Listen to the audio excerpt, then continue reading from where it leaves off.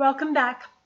In our last lecture, we learned a little bit about skeletal muscle anatomy, specifically looking at a skeletal muscle fiber, which is a single cell, and then realizing that skeletal muscle fibers are designed to put a bunch of myofibrils in there.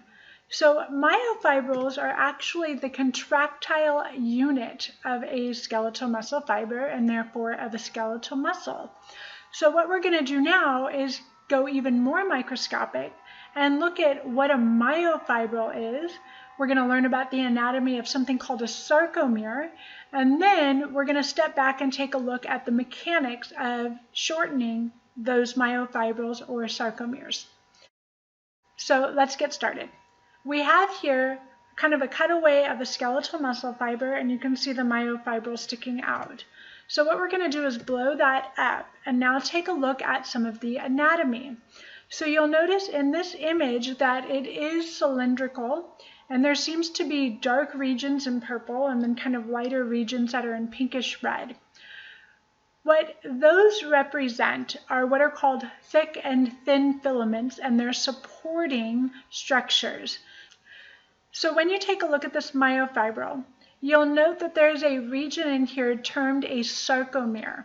Now, the sarcomeres are actually repeating units, so it's going to be one right after another, and collectively they make up a myofibril. So myofibril is actually just a sarcomere, and then another one, and then another one, and then another one, etc., stretched across the length of an entire muscle fiber, which could be stretched across the length of an entire muscle. So again, very long. Now, individual sarcomeres are going to shorten and lengthen by having their thick and thin filaments overlap like this. So you get these thick regions and these thin regions, and they kind of slide across each other. Now, that's called the sliding filament theory.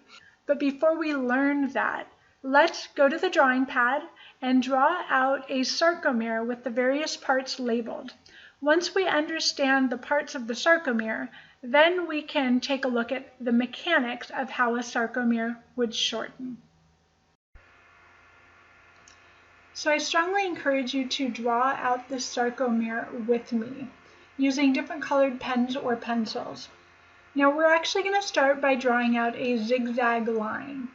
And then on each point in that zigzag line, we're going to extend out an additional line, and all of my lines are going to be equidistant. Now you can see the lines are parallel to the top and the bottom of the page. Now we're going to repeat that on the right side of the paper. So in this case, I actually start by drawing the lines, and then I attach it with my zigzag. And then I go ahead and draw out the lines on the other side.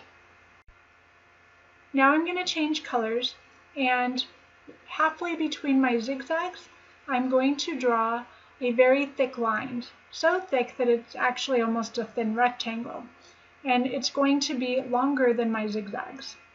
Now I'm going to draw a set of lines that cross my middle line, and those set of lines are also thick, and you can see that they are also equidistant, meaning they are all the same distance, and that they actually go in between where the thin blue lines go, and that there's some overlap there. Now I'm drawing little knobs here on my thick lines, which you don't have to, but you'll see why they're useful a little bit later. And so what we have drawn here is a sarcomere. Now it's time to label the components of our sarcomere. So I'm going to go ahead and write down some terms that you need to know, and then we're going to go ahead and map out those terms onto this drawing. So again, go ahead and write these out.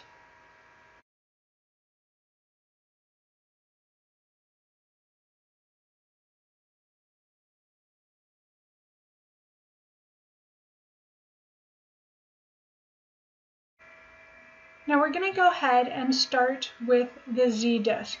Z stands for zigzag. And so where we actually did the zigzag is in fact the Z disc. Now the Z disc supports the thin filaments, which are shown in the light blue line, and I'm highlighting them. So go ahead and identify your thin filaments sticking out of your Z disc. So now is a good time to define an actual sarcomere. A sarcomere is defined as the region between one Z-disc to the next Z-disc, and it includes our thin filaments and the purple stuff. So sarcomeres are actually the repeating units of myofibrils. So when you look down the length of a myofibril, you have sarcomere after sarcomere after sarcomere.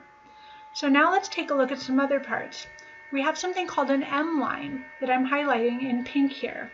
Now the M line is the middle line. It's the big thick purple line that we drew that is in the middle between the two Z discs. And the purpose of the M line, it's really a disc, not a line, but the purpose is to support the thick filaments, which are the thick bars perpendicular to the M line with little knobs at the end. So now that we've covered that, let's take a look at these other two called A and I bands. In order to understand the A and the I bands, it's important to understand that sarcomeres are not static. They shorten and lengthen. So what we're going to do is draw two different looks of a sarcomere, a shortened sarcomere and a relaxed or a lengthened sarcomere. And in this first drawing, you can see a shortened or a contracted sarcomere. And in the second drawing, you can see a lengthened or relaxed sarcomere. Now, when you take a look at skeletal muscle tissue under a microscope, you can see the thick and thin filaments because they correspond to the light and dark regions that makes the muscle striated. In fact, that is why it is striated, is this banding pattern where you see light, dark, light, dark. So histologists learn to identify these regions as the A band and I band respectively. Now the A band is going to be the region that has thick filaments. Because they are thick, they block out light and they appear dark. And in my drawing here, they are highlighted in purple. The I band is going to be where the light illuminates from underneath, and that's actually what the I stands for, is illumination. So this is going to be where there are no thick filaments. There will only be thin filaments. So the A band always stays the same length, and the I band can shorten. So the I band only has thin filaments, whereas the A band has thick filaments and can have any thin filaments overlapping that thick filament region. So again, a key way to remember this is the A band always stays the same length, whereas the I band can shorten. And you can see that in the bottom left drawings. Okay, so now that we've looked at the drawing, let's come back to the actual image, which is better than anything I can draw. And again, I want to remind you that this is a three-dimensional cylindrical structure, not a flat sheet like I've drawn. But it's easiest to look at it like a flat sheet. So let's take a look at the sarcomere and blow that up a little bit. And what you're going to see are some of the components that we just learned. So we have our Z disc. Those are the supporting structures for the thin filaments that are coming out. We have our M line, but really it's a disc. It's not a line, it's a full disc. And coming out of those are going to be lines with what are called thick filaments. They are thicker than the thin filaments, so hence the name. And you can see that there's these little balls that are coming off of that thick filament there. Those are going to be important. You can see that they're attached to the structure that is thin filament. Okay, so the sliding filament model, which is what we're going to get into next, describes this idea of how a sarcomere would shorten and lengthen using the thick and thin filaments. And so you can actually see that here. So this is a lengthened sarcomere, so you can see it stretched out from Z disc to Z disc. And you can see that also in this image. So there's one Z disc, there's another Z disc, there's the M line right there. This region is going to all be thick filament, this is thin filament. And then when it shortens, the thick and thin filaments slide over each other like this, and the whole thing comes together. So you can see the distance is shortened here or here. So let me use an analogy for how this might work. To diagram out a sliding filament, I want you to assume that a human, with their arms stretched out, represents either an M line with a thick filament or a Z disc with a thin filament. So to approximate the sarcomere, we would take humans and line them up like so. Now, to shorten the myofibril, what we would do is we would ask these humans to basically move in towards the center so that their arms overlap with each other to the point of sliding together.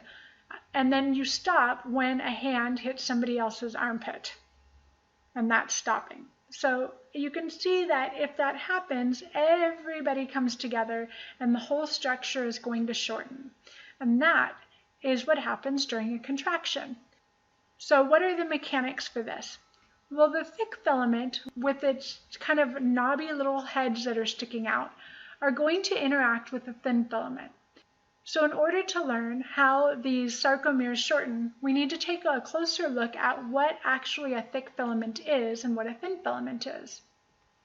So a thick filament, to me, represents a lollipop tree. They'll have a cardboard cutout that's kind of like a hexagon maybe, or even a cylinder. And then there will be these pricey lollipops of different flavors that stick out. And so that's what I think of when I think of thick filament. I think of a lollipop tree. But instead of having a short stem for a lollipop, it's got a really long stem that in fact goes down the length of the tree. So when we take a look at thick filaments, the lollipops are arranged kind of in a circle where they stick out, like so. Okay, each individual lollipop is called myosin, and myosin is a protein that actually has two heads to it, but we're just going to say it has one because it's easier. So there's a region that's called the myosin head, and then there is a tail, and there's kind of a flexible hinge region in between, and that allows the myosin to change its positioning. So that's the thick filament. The thin filament is made of something called actin. Actin also is a protein. So actin looks like a pearl. And what I want you to imagine is that I have a strand of pearls. And then I'm going to have another strand of pearls. And I'm going to twist the pearls, the two strands together. And that is going to represent my thin filament, with each pearl representing an actin molecule. Now the actin molecules, or my pearls, have areas on them that myosin heads or lollipops like to bind to. So the myosin heads like to bind to the actin filaments at specific areas. In this image, the area where the myosin head likes to bind is coded in yellow. So it's actually got a yellow coloration to it. So those are sometimes called myosin binding spots. All right, now that we've learned what thick filaments and thin filaments are made of, now we can turn and take a look at what's called sliding filament model or sliding filament theory. So the sliding filament model or the sliding filament theory describes how myosin heads are going to interact with actin such that the myosin is going to crawl along the actin and push the actin filaments towards the M line of the sarcomere, and in doing so, shorten the whole sarcomere. So let's take a look at those mechanics. Shortening a sarcomere involves multiple cross-bridge cycles. Now, a cross-bridge cycle is the sequence of events that allows for a single myosin head to grab onto an actin molecule in the thin filament and yank it towards the M line. Now, that is a type of movement, so it is work, and therefore it requires ATP payment. So the sarcomere shortening is actually a series of collective and successive cross-bridge cycles that we're going to see a little bit later in a video. But here we're going to detail the events of a single cross-bridge cycle.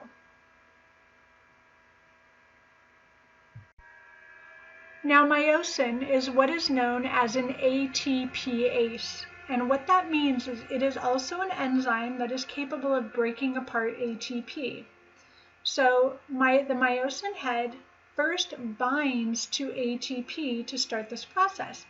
Now when a myosin head binds to ATP, what happens is the hinge region relaxes and allows the myosin head to detach from whatever actin molecule it was bound to.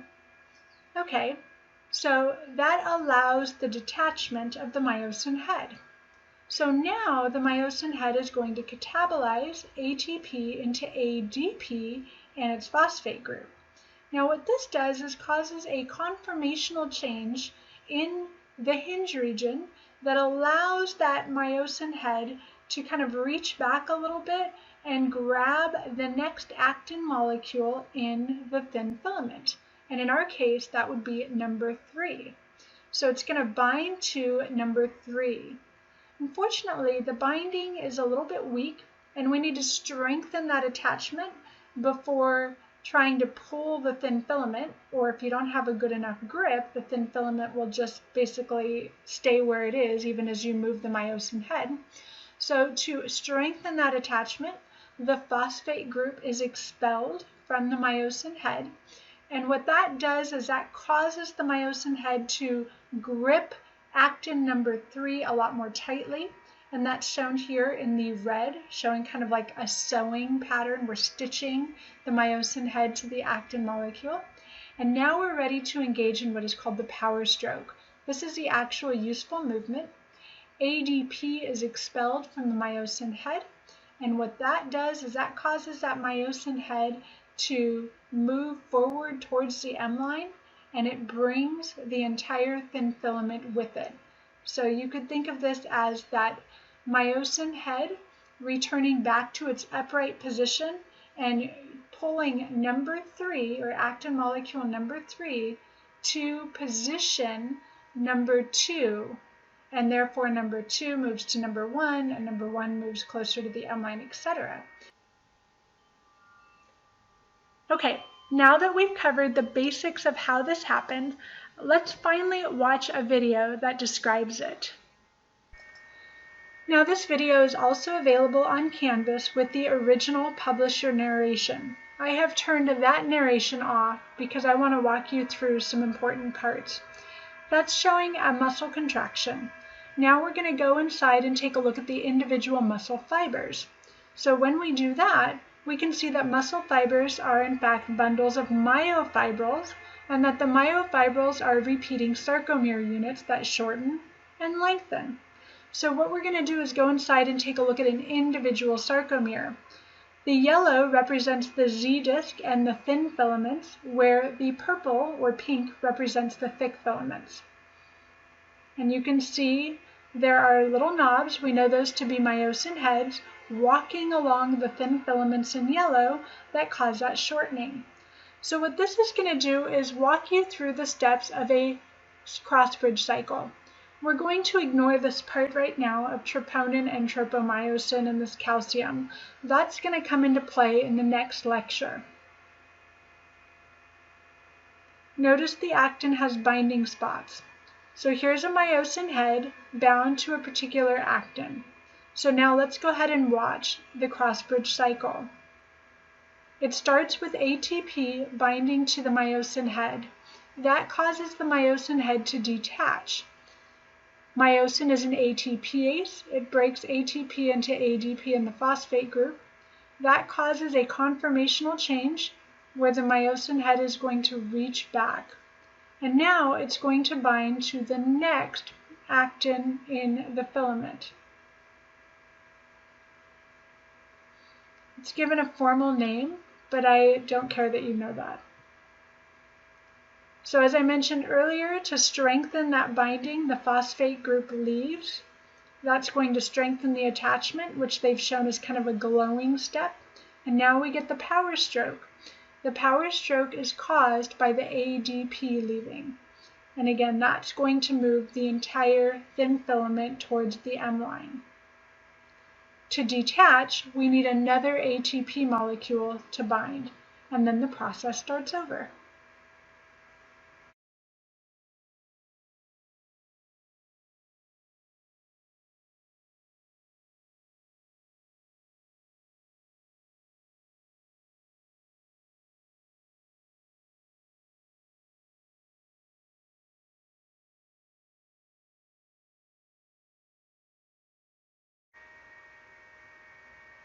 So you can see here, cross-bridge cycle after cross-bridge cycle, and all myosin heads are part of the effort.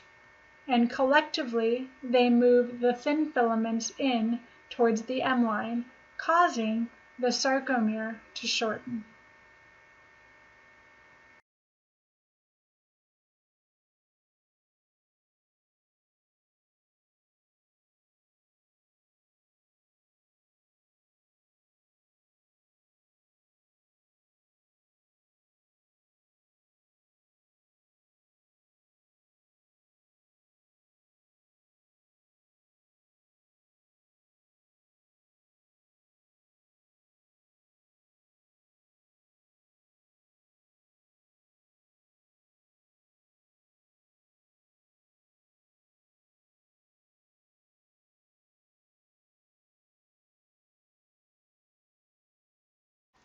So we're going to quickly recap, and I'm going to use my hands to demonstrate the cross-bridge cycle.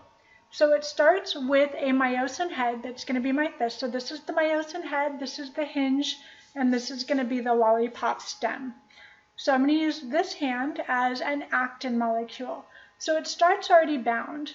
Now ATP is going to come up and bind to the myosin head. So the myosin head is in fact able to bind to ATP and break it apart. When it binds, that myosin head detaches. So the ATP binding causes the myosin head to detach.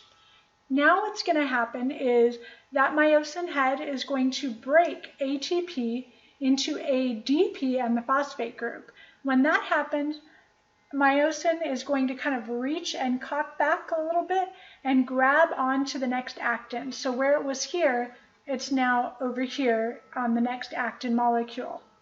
Okay, now that it's on the next actin molecule, then the phosphate group is going to leave. When that happened, we really strengthen our grip on that actin so that we don't slip. So that allows it to really kind of grab on and be like, gotcha, we're really tightly bound. Then the ADP leaves, and this causes the cocking forward of the head. So again, hinge region, cocking forward of the head, that moves the actin molecule this way and creates what is known as the power stroke. Now we repeat the process. ATP binds, causes the release of the myosin head. ATP is broken into ADP in the phosphate group, stretches, grabs onto the next actin. Phosphate group leaves, that really grabs onto that actin. The ADP leaves, that causes the cocking forward. And again, a whole bunch of those in succession, all happening at the same time, causes the entire sarcomere to shorten, which causes the entire myofibril to shorten. And since all the myofibrils are shortening in a muscle at once, the muscle fiber shortens. And since multiple muscle fibers are shortening in a muscle, the entire muscle shortens. All right, and that is going to conclude our lecture on the introduction to muscle physiology.